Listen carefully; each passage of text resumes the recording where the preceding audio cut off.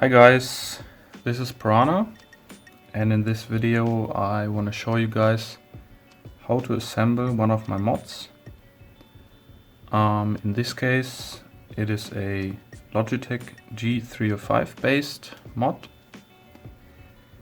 and how to disassemble a G305 I showed in a different video, which I will link in the description.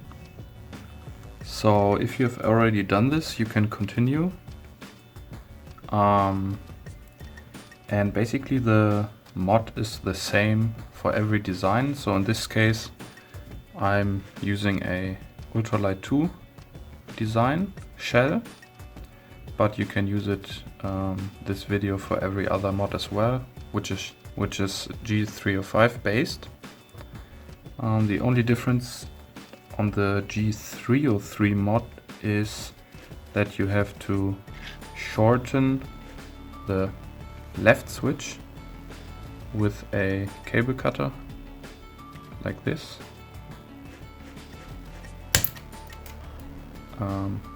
Cut these off so that it's like this, so that it fits, because it's quite there's not a lot of space. But if you've done this, it's basically all the same for every mod. And what I like to start with is to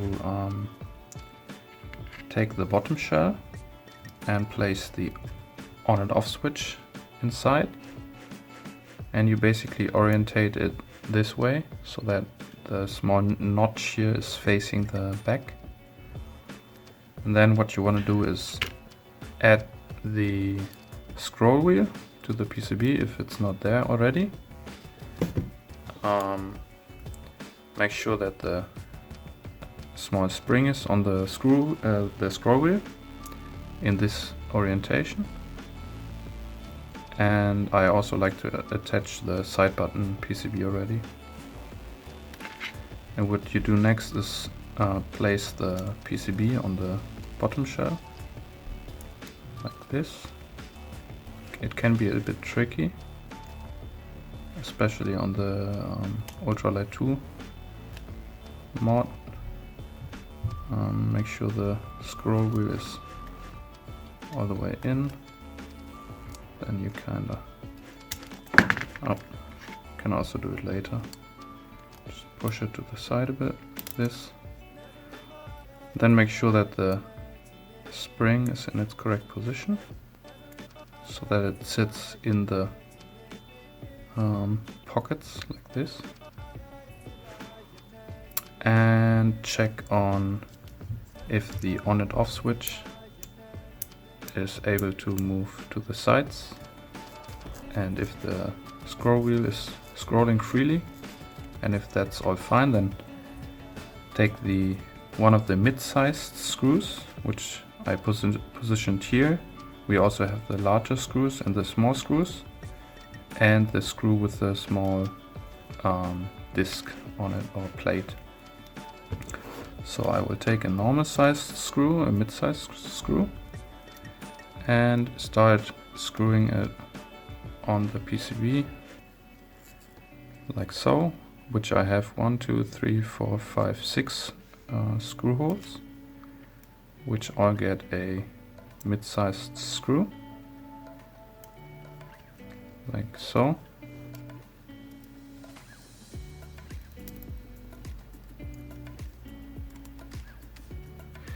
And it's important to not over tighten these screws, since you can kind of destroy the thread which is formed actually by the screw itself.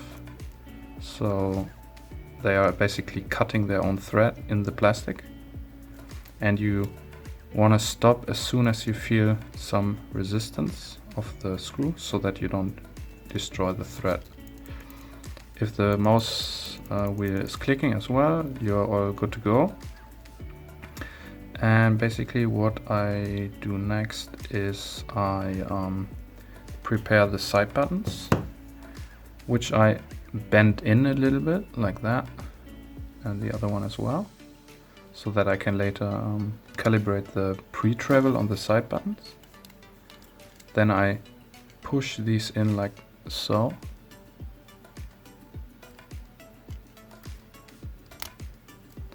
So that they sit like this. Then I fasten them with mid-sized screws. So I screw them in here. Again, only until you feel some resistance, like that. Then I bend them in again a bit, so that they are too close to the side button PCB, which is fine. Then I insert the side button PCB. I bend the side buttons a bit, so that I can get the PCB in. And now you see that the side button switches are actually activated, which is of course bad, but we will fix this later.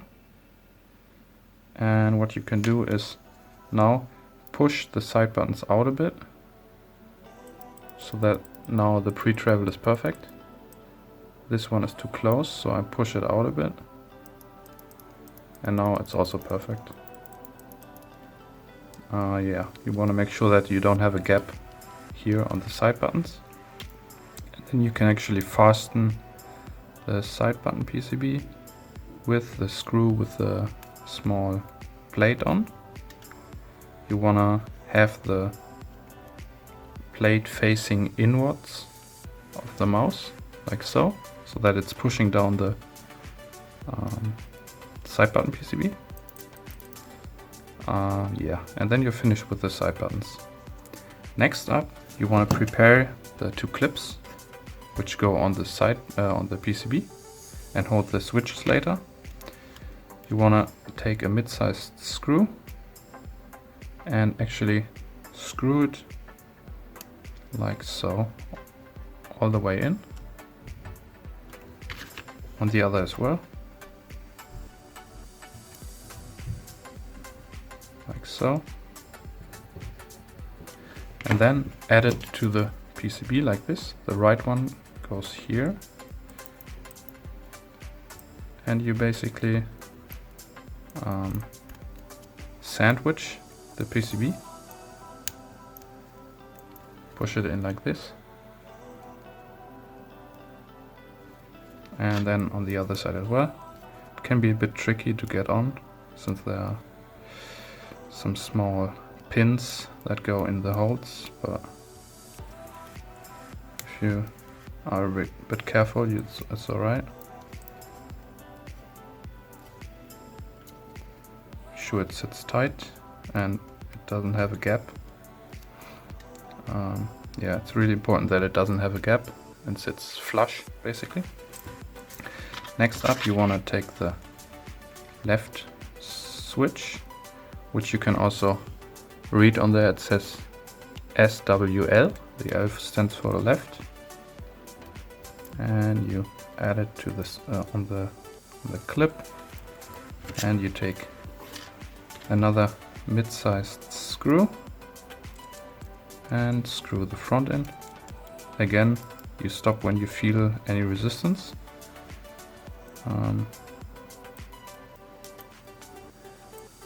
on the back, actually I like to take a small screw here so that I can fit it better. It's a bit tricky on this design, but you can do it. Like this. Then the right switch, which I, by the way, soldered in Kailh 4.0, but you can use the Omrons, which are provided with the G305 electronics. But if you know how to solder, I recommend adding Kailh 4.0s. Now you want to add the cable, which you have to pay attention to the pins and the orientation. Here you see the holes are a bit off-centered, and you kind of want to have these facing the outer side of the shell here. I like to push down the cables a little bit. So, and then we're done with the bottom shell, basically. Check again if you can move the on and off switch freely. And then you want to go to the top shell. And at the battery, you start with adding the plus spring, which has the red cable. And you can see that it's facing a little bit to the, going out a bit to the front, which is facing the middle of the battery holder. So you push it in like so. Can be a bit tricky to get in. You basically just push it in the slot like so. I actually like to use a screwdriver and push it down. Depending on the print, it can be a bit tricky. Make sure that you get that pin on the side, like so.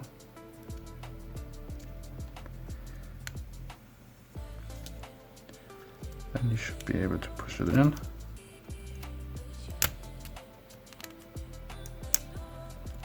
Like that.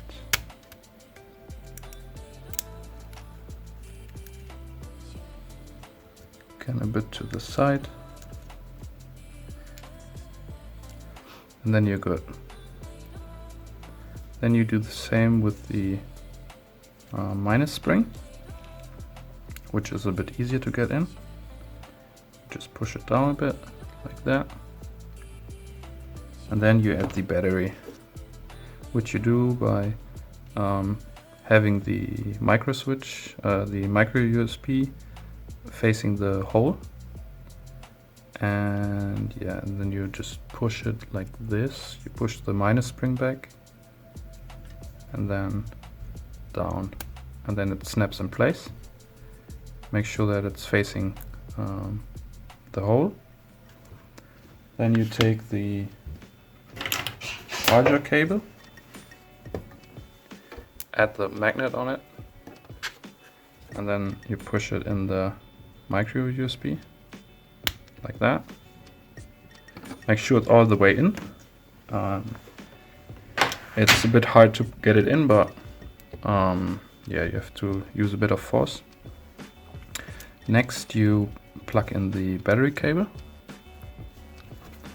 Make sure that it's the right orientation. You see a little pin which is supposed to go in the slot of the holder, like that. Push it in.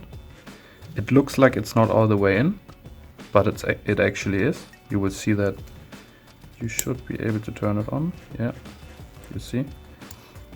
Next up, you want to add the top shell to the bottom shell, which is probably the most difficult part. You want to begin by placing the two screw holes, which are here. You want to put it under the PCB on these two, so that the bottom screw will later go in here and into the screw hole. And you basically start by pushing it in like this. This is the first step, basically. Next up, you wanna keep pushing a bit.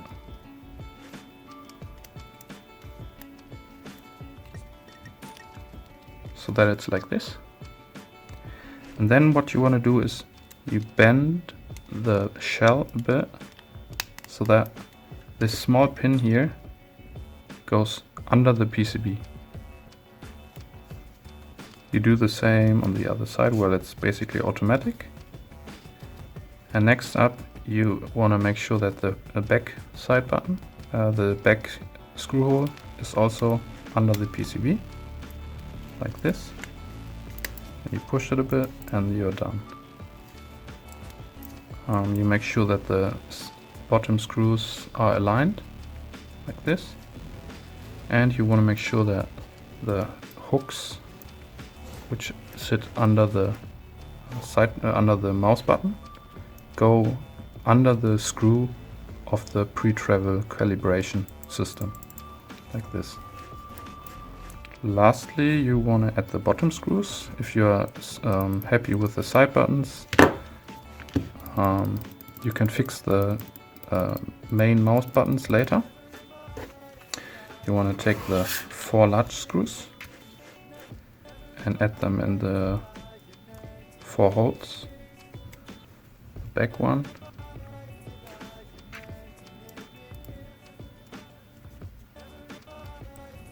This one.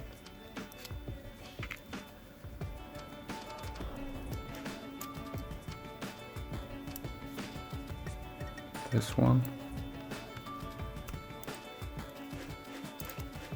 Don't mix up these holes, you take the right one basically. Also, I'm using a Phillips screwdriver, which I recommend, which I forgot to say at the beginning, and it really helps if they are magnetic, so I recommend one of those. Yeah. And also, if your mod kit had a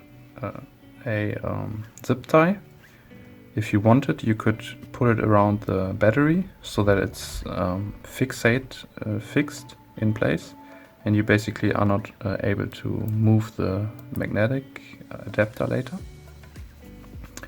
Next up, you wanna take the 3 small screws and add them at the bottom if you want. You can also leave them out, but sometimes they're needed to reduce any side flags and creaking of the mouse.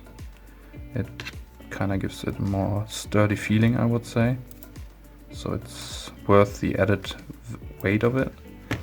And lastly, you want to calibrate the pre-travel of the mouse buttons basically.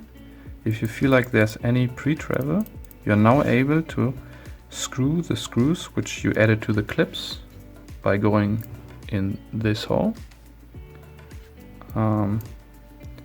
And you turn them to the left, basically counterclockwise, and you push them out. Now you see I extended it too far, and I push it back in slowly, and now it's perfect. And you repeat this on the other side, and you're done. Lastly, you can add the mouse feet. I like to put one here.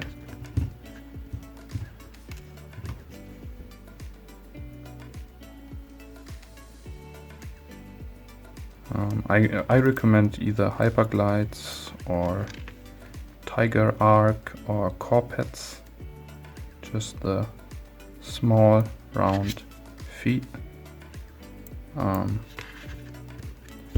Yeah, and then you're basically done.